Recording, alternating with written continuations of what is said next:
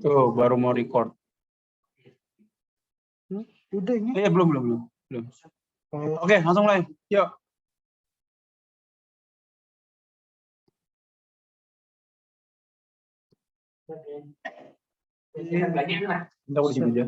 Assalamualaikum warahmatullahi wabarakatuh. Waalaikumsalam. Di sini saya akan presentasikan tentang metode risk management, namanya COBRA, Consultative Objective and Bifunctional Risk Analysis.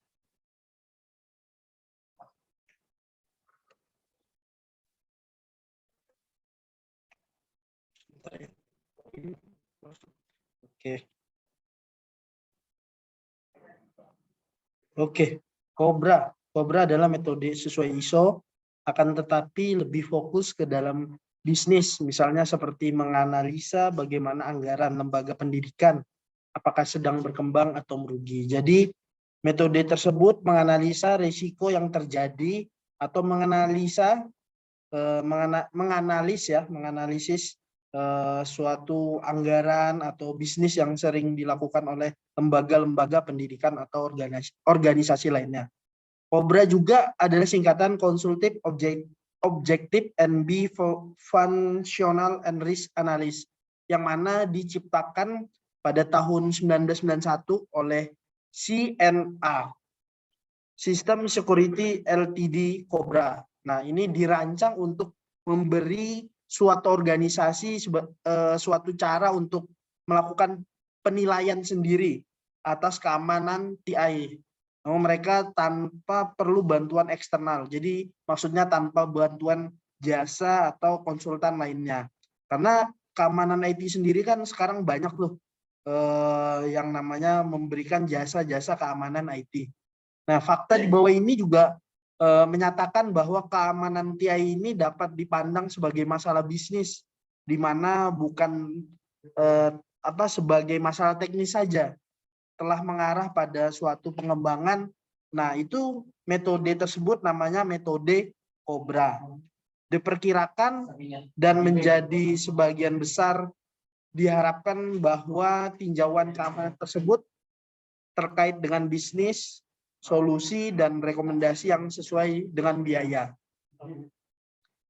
COBRA sendiri mengikuti pedoman yang ditetapkan oleh ISO 17799, di mana metodologinya bukanlah proses yang terdokumentasi sebagai program yang dapat diunduh, yang terdiri dari dua bagian, yaitu konsultan resiko COBRA dan kepatuhan ISO.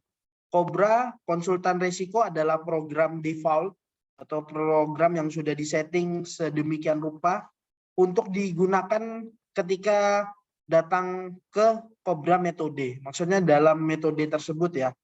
Kepatuhan ISO hanya digunakan ketika ISO 1779 secara khusus perlu diperhitungkan. Jadi kedua subaplikasi ini dapat disesuaikan dan digunakan sebagai basis pengetahuan yang berisi pengetahuan ahli untuk membantu penggunaan dalam menganalisis keamanan mereka. Maksudnya keamanan yang beresiko ya dalam suatu organisasi ataupun lembaga-lembaga lainnya. Ini dari saya, akan dilanjutkan lagi dengan teman saya, Pak Dori. Monggo disilakan. Baik, selanjutnya adalah tentang COBRA itu sendiri. Jadi pada saat COBRA sesuai metode yang sudah dipaparkan oleh Pak Jis tadi, menurut pada pengetahuan para ahli, ini juga dianggap sebagai alat atau dasar yang menjadi pengetahuan utama. Baik itu berupa keamanan TI, ya tadi sudah disampaikan oleh Pak Jis. Jadi beberapa keamanan-keamanan dalam teknologi informasi itu juga menggunakan metode COBRA. Dan juga berupa resiko operasional dan juga resiko cepat mengalami peningkatan atau tingkat resiko tinggi. Dan juga security. Dalam perjalanannya, konsultan resiko itu adalah tool dengan basis pengetahuan dan dibangun dalam template yang memungkinkan pengguna untuk membuat kuesioner untuk mengumpulkan informasi tentang jenis aset, kerentanan, ancaman, dan kontrol.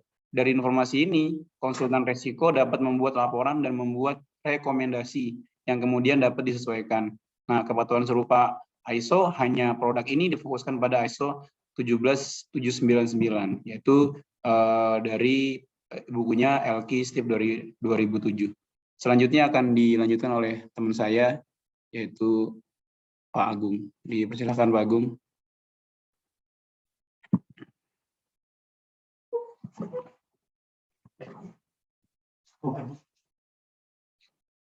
Assalamualaikum warahmatullahi wabarakatuh. Baik, akan kita lanjutkan slide yang berikutnya. Fitur Cobra Risk Consultant. Yang pertama adalah fleksibilitas, kemudian yang kedua kustomisasi otomatis, yang ketiga analisis diri, yang keempat pengujian solusi, yang berikutnya adalah laporan. ISO Compliance Analysis. Sebagian besar organisasi akan memiliki kebijakan keamanan yang komprehensif dan terdokumentasi. Ini adalah ukuran dasar yang harus diadopsi di seluruh organisasi. Oleh karena itu, sekurang-kurangnya perhatian harus diterapkan pada penerapan kebijakan di seluruh organisasi. Bagaimana ditetapkan untuk menciptakannya implementasi harus direncanakan dan kepatuhan diukur secara berkelanjutan. Baik, slide yang berikutnya akan diteruskan oleh teman saya. Dipersilakan. Ya. Assalamualaikum warahmatullahi wabarakatuh.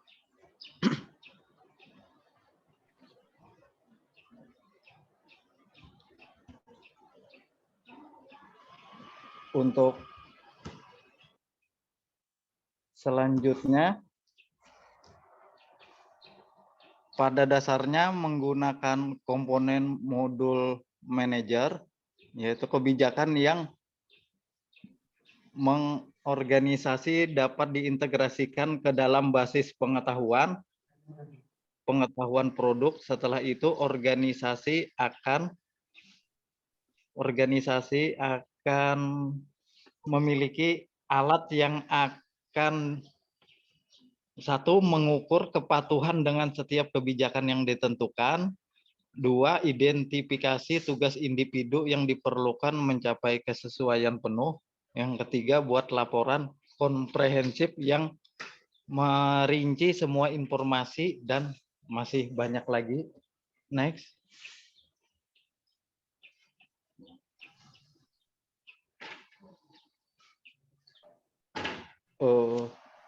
Ya, cukup sekian.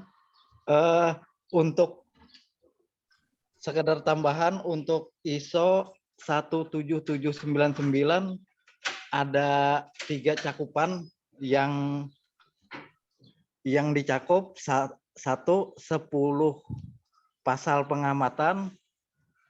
Yang kedua, 30 objek atau sasaran pengamanan, dan 127 pengawasan keamanan. Nah, itu tambahannya.